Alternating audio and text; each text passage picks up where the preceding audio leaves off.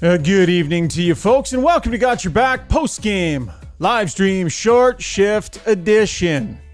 Jason Strudwick taking a little family time, so that means, we get the tender tonight. Yes, Joaquin Gage checking in on the live stream tonight. We'll get to Gager in just a moment. We'll break down a bit of a nail-biter in Arizona between the Oilers and the Coyotes. As always, Got Your Back short shifts brought to you by Mid-City Construction Management, a locally owned family company that specializes in civil construction projects and has done so for over 40 years. Roadways to excavation, underground utilities, paving, concrete. They've played a massive role in the infrastructure of Edmonton and surrounding area since all the way back in 1980. Mid-City.ca is their website. They're hiring right now. So if you're looking for work, they have all sorts of opportunities at the company. I've been to head office. Great vibe down there at Mid-City with Dan and his crew. So check them out, mid-city.ca, and click on careers. As we say, a fine evening to Gager. How you doing, Gager? I'm good, buddy. Thanks for having me on. It was I've been to a lot of games recently, so this was kind of nice tonight. Just relaxed, kind of just had the game on and not having the how am I getting out of here, this and that. So I was dialed in tonight. That was good. There's something, when the team goes on the road and you can sit back and watch the game at home, take it all in, and then not have to fight traffic on the way home and all of that, right? You're already like, what do you got on for pajama bottoms there, buddy? Oh yeah, that's we don't want to go that far. We need OnlyFans for that. But it's funny. Like I don't know about you, Brian, but I find that when I'm at the game live, I view the game differently than when I watch it at home on television. It's a different type of how I think I get caught up in the fandom and the energy in the building, and I'm far more critical when I'm sitting by myself. I don't know what that says about me personally, but interesting. I definitely, there's two ways I look at the games, especially. I have a better feel if I'm live, just for the whole how the game's going, and then I'm kind of breaking it down a little bit more as maybe it's the replays and stuff like that. Well, the other thing too, I don't know about you, but when I'm watching at home, and by the way, we are live streaming, folks, so thanks for hopping on to YouTube and to Twitter with us. When I'm watching at home, I tend to watch goals over and over a lot more. Like I'm usually a minute or two behind play because I'll go back and I'll watch 2 or 3 times. You look for the mistake, you take some extra notes. So in some ways, you get a bit of a better feel when you're at home. But then there's also something missing in the building, right? When you're in the building, you can look behind the play, you can see guys. I pay a lot of attention to the bench during commercials and stuff like that. So I agree with you. It's a different experience watching in person versus at home. There's benefits, pluses and minuses. So, Gager, what'd you make of this one? A little closer than it needed to be, hey?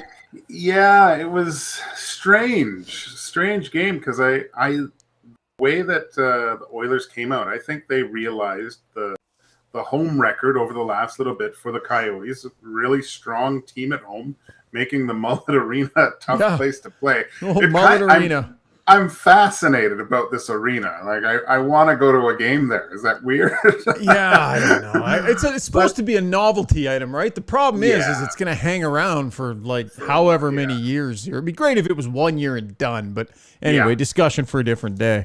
Yeah, but I like their forecheck. I thought they started quickly, and that was the first game where I felt that they were limiting the time and space of the opposing team early in the game. Right, mm-hmm. And they generated something off a few chances. McDavid had a few really good chances in close there all alone, just by that tenacious forecheck. So I thought, okay, this is good. A little bit of a pushback. Didn't like the first goal, just giving away the middle like that on Campbell. I don't think he really saw it. Right. But kind of the first period, I would have to give it to the Coyotes. They had a little bit more zest by the end of it. Seemed like the one thing the Oilers did well in particular early in this game was counterpunch. And that's a skill, right? That is a skill that as a team you develop. You develop the ability when something bad happens to absorb it, pause, throw the right guys on the ice and counterpunch. And I thought they had some good counterpunches early on in this game, some quick strike offense. I mean, that power play was ridiculous. 6 seconds. Are you kidding me? Like, just stupid. So Nugent-Hopkins picks up his 90th point there. And a quick strike offense, allows them to turn the tides back. And then, same thing happens again, right? Bouchard, quick goal to tie it up at 2. So I like the fact, Gager, that they were counterpunching well early in this game. Yeah, I liked the quick answers, but, I've wanted the Oilers to play even a more subtle counterpunching type of style where setting traps and, like I said, that forecheck, I think they can generate so much more offense from that good positional play in the offensive zone without the puck and the neutral zone. Yeah. I'd like to see them do a little bit more of that, to tell you the truth, Ryan. Right. Because you saw as the period went on, Coyotes started to bring the puck up the middle without a lot of resistance. And I just felt, gosh, they don't have the best puck moving unit back there too, right? I think that's kind of the whole game plan. I think they could have really stepped on the gas in that first period. Second period, they were great. I thought they played awesome. Scrappy team the Coyotes are, though. Hey, you can see how they'd gone on a little bit of a run there, and there's not a lot there. Let's be honest. We all know kind of what they're playing for and what they're not, but they've been on a little run lately. But they got a couple of high-end guys that can make things happen, and they got some energy guys. I mean, they're scrappy to be grabbing points this late in the season against teams that are wanting to get to the postseason. So, listen, the Oilers had them outgunned, but I thought Arizona did a good job hanging in there. Let's get to the Weiss Johnson mentions, both on Twitter and on YouTube. It's a treat having Gager on because we don't often do it. So if you have questions for Gager, fire them into the stream here, and I will throw them at him. Oh, no, I'm not going to go with that one. That's a bigger picture topic. Davin says, you got Gager on your show. What? So Davin is happy to see you, Gager. You can say hi to him. Jaden Vodrin says, good to see Gage on the show. Great guy. Look at all the love you're getting there, Gager. Great games throughout the lineup. That miss by Fogues was something else, though. Absolutely. Tough miss by him. And JL says, finally some urgency from Woodcroft calling the timeout. So let's push forward into the later stages of the game.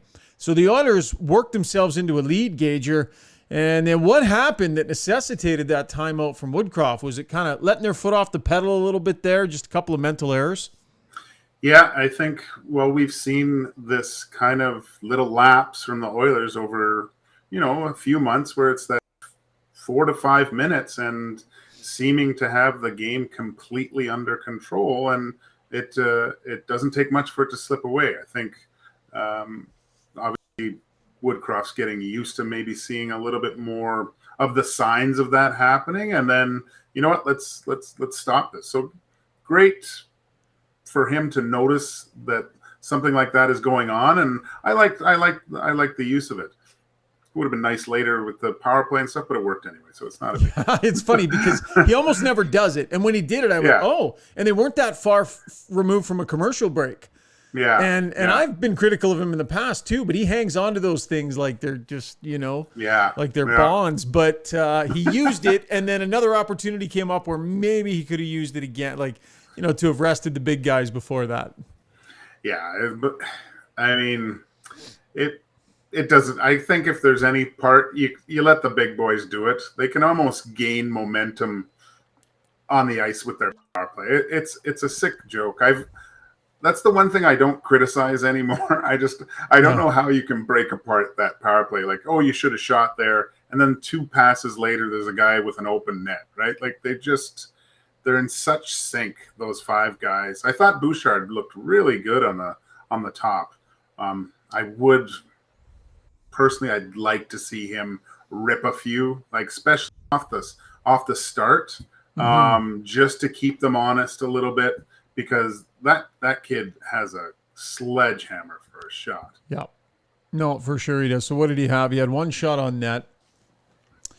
Scored the goal and an assist for Evan Bouchard was +1, but how about 23 minutes and 12 seconds? We'll get to that in a minute. Let's just talk about the Arizona being allowed to come back in this game. So the 4-3 goal by Michelli, bit of a hesitation there from Campbell in playing it. I wish there was a stat. Well, actually, I think there is a stat. I think Sportlogic tracks it. I don't have it tonight, but I'm always interested when a goaltender plays the puck, who has it next? That's what I want to know. Which team has it on their stick next? Little bit of a hesitation there from Campbell. Arizona ended up with it on their stick next, so not ideal. But then just kind of a breakdown, and then back-to-back goals there. Who's the next one? Hayton was the next one, where Bouchard maybe lost track a little bit in front on a rebound. But just a couple of little lapses there. What'd you make of that play from Campbell? So this is one of the plays that I really broke down. So Jack Campbell broke down and cried when you saw it because the goalie made a mistake? Is that what you're saying, Gage? I've done that before, so it releases some emotions. Yeah, but there you go. No, I look, he's playing a really good game. He took 4 or 5 goals away from the Coyotes with some unbelievable saves. And when I saw him do that, and before, I think it was he did a real nice reverse play real quick. I was like, that's a great play. I like that he's not hesitating when he gets the puck. He knows what he's going to do with it before it even gets there. And I think that is so important for him in this case, just because how the year has gone.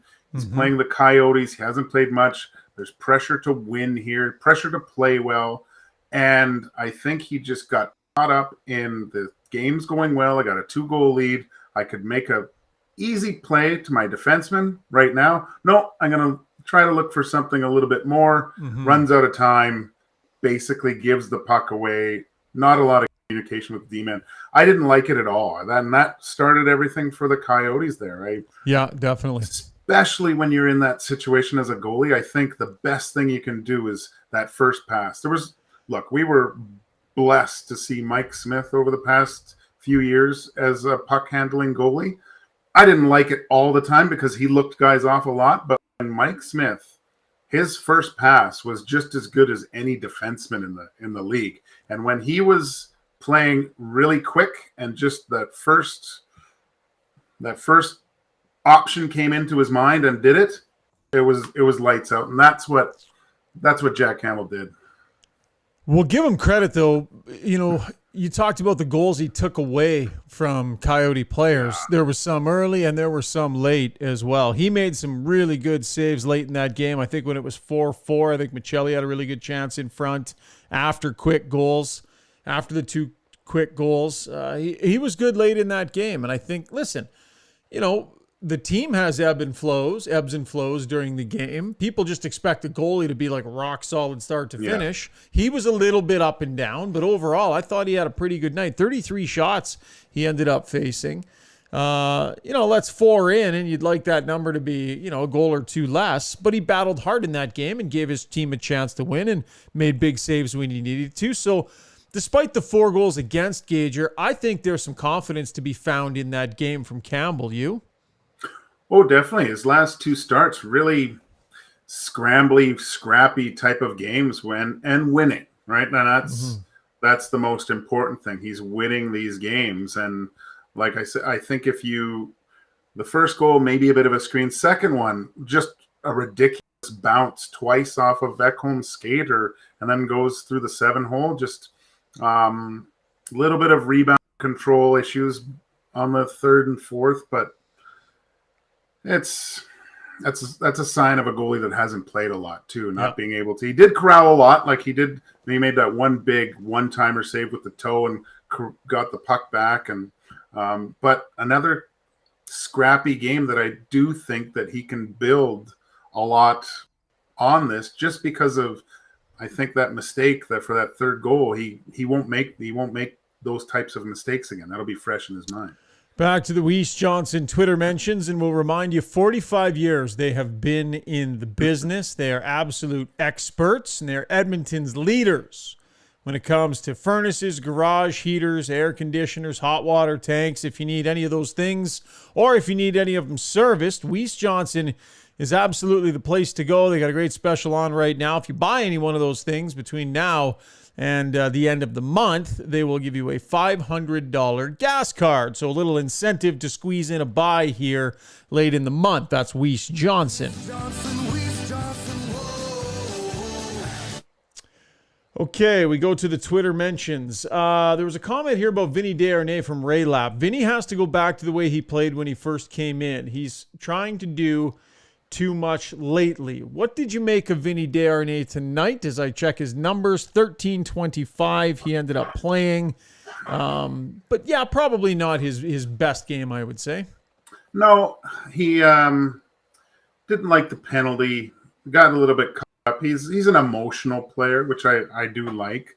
There was one or two plays in the second where he delayed a bit and got up skating with it with a quick pass, and I was like, gosh, that's good to see that he's doing that. But let's look at this, right? His first like half season in the NHL, you knew there were going to be peaks and valleys with this guy. I think there's been more peaks, definitely, but I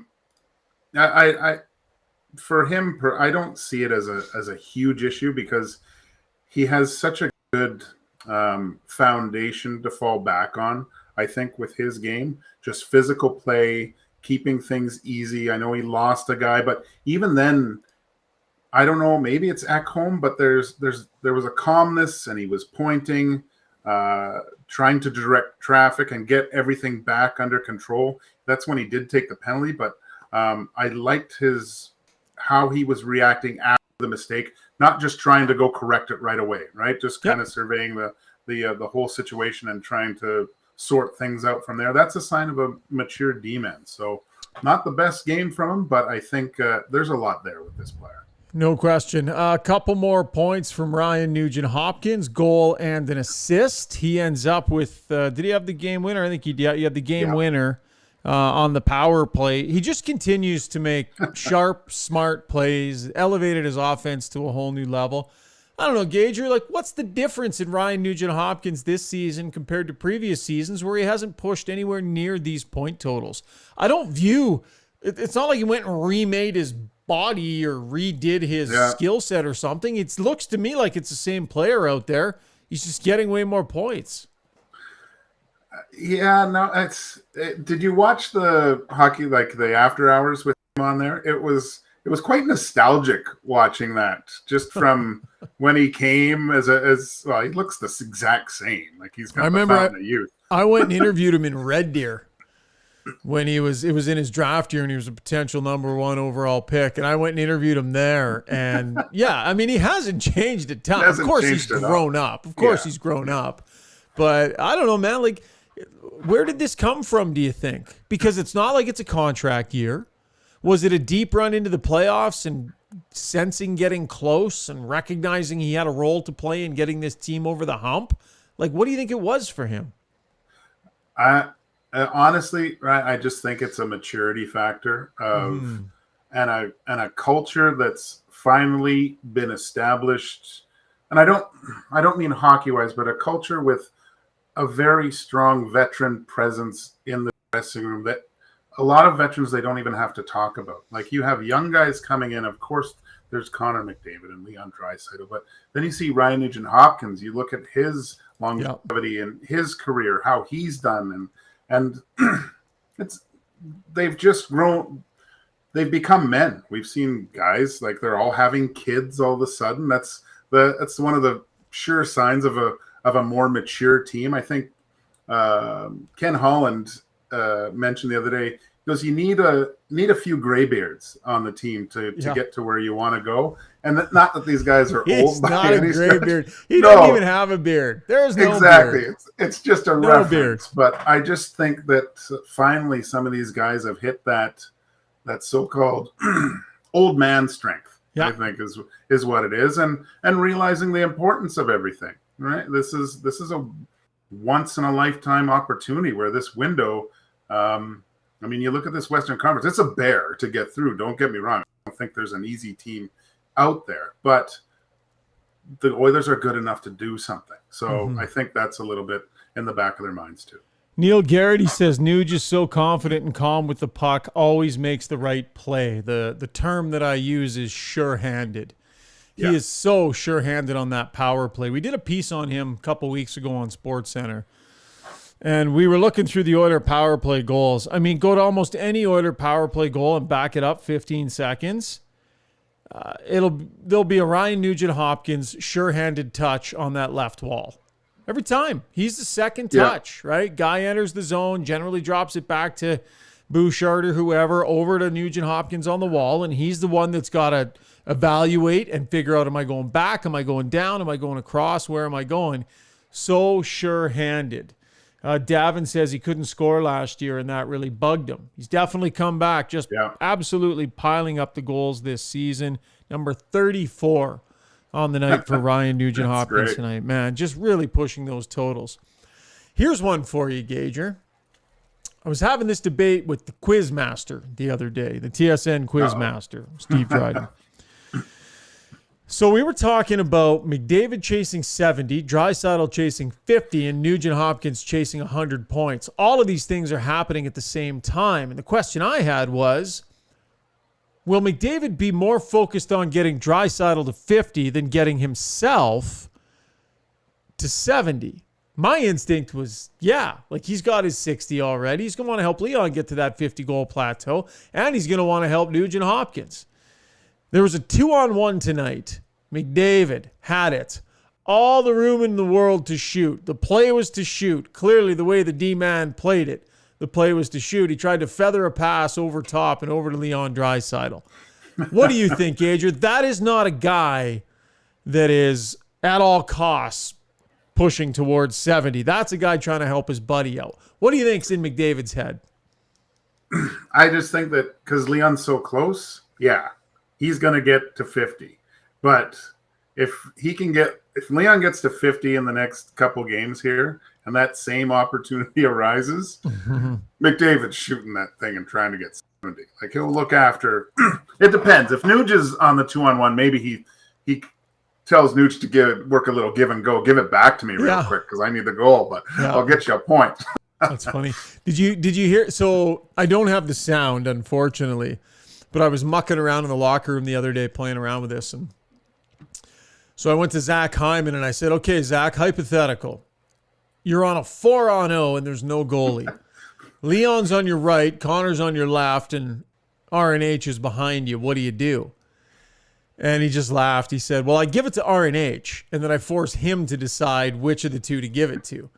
Because that way, Hyman gets his point, Nugent-Hopkins gets his point towards 100, and then Nuge has got to decide which guy to send it over to, Draisaitl or McDavid. Then I asked McDavid, okay, hypothetical, Connor.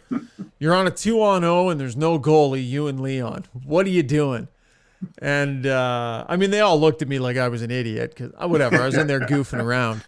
And he just laughed and said, we'll cross that bridge when we get to it. He actually made a joke and said, our team's pretty crummy at hitting open nets this year, which, by the way, they are. Oh, yeah, they are. But I just wonder if there isn't going to be a little bit of tripping all over each other, trying to help each other out here as these milestones are within striking distance. Yeah, there usually is. But I remember back when Connor was trying to get to that 100 points, he was shooting and going nuts every chance he got. So I think, like I said, once you can get a few buddies to hit some milestones, then it's game on. He'll drop the hammer then. Would have been nice to have a couple of goal lead to rest on a little bit in that game. They let it get away. Any concern as you look at the minutes played by some of these guys? They got a bit of travel and a game tomorrow against a pretty damn good team in Vegas. Yeah, that's. I really liked that 4 lines. I really liked the Fogle, Bukestad, and Janmark line. They're. Yamamoto, you mean? Janmark. Yamamoto. Yeah, sorry. Really good. Like, I liked what they were doing at certain points. I like the way the bottom 6 is playing at the moment. I think they're going to be needed a lot in the playoffs. I was hoping that this 2-goal lead could just roll and get those guys engaged more and just, like you said, a little bit of rest and get everyone ready for tomorrow night. Kind of had to clamp down a little bit, but I don't see fatigue being a factor. I think both teams played a lot. I think it's on an even playing field for tomorrow night. You're getting chirped on the stream here a little bit, and Weiss Johnson mentions, Gage, on a scale of 1 to 10, how itchy is your chin? What's that about? Oh, maybe I touch my face too much. I don't know why. Oh, are you? Yeah, you are a chin scratcher while you talk a little bit, hey? Yeah, so. That's interesting. I shift around a lot in my seat. I'm always flopping all over the place. I rarely look at myself. I always look at the camera, though. Yeah, well, that's good. That's good habits, right? Because then to the viewer, it looks like... You told me that, actually, way back when. Oh, am I the one that told you that? Yeah, actually, well, if you want to get technical about things, you have a little too much headroom right now, too. I don't know if you want to tilt I can tilt it. Tilt it a little bit there. We'll get it. It's still as good as Struddy's shot. Perfect. And Struddy's a year in on the pod.